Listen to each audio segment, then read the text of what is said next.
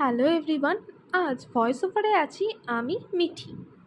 আমি চেন্নাইতে থাকায় আমায় ছাড়াই মাহি, তিথি, বৃষ্টি মিলে করেছিল নাইট স্টে।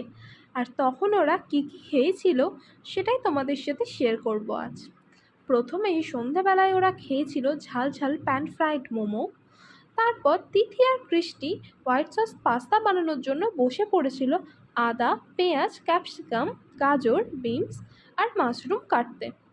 সব কিছু কেটে নেওয়ার পর কড়াতে বাটার, ময়দা আর দুধ দিয়ে হোয়াইট সসটা বানিয়ে নিতে হবে। দেন তাতে আগে থেকে ফ্রাই করে রাখা ভেজিটেবল আর বয়েলড পাস্তা দিয়ে দিতে হবে। ব্যাস, তাহলেই রেডি হোয়াইট সস পাস্তা।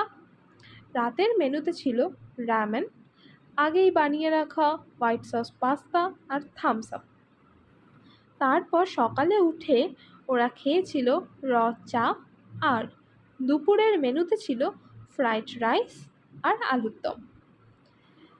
আর আমাদের দুই বন্ধু ট্রিট হিসেবে ওদের জন্য পাঠিয়েছিল একটা কিটক্যাটের প্যাকেট আর দুটো ডরিটোসের ডায়নামাইট। এইভাবে মজা আর গল্পে কেটেছিল ওদের ওই দুটো দিন। ভিডিওটা ভালো লেগে থাকলে please like, share, comment and subscribe the channel.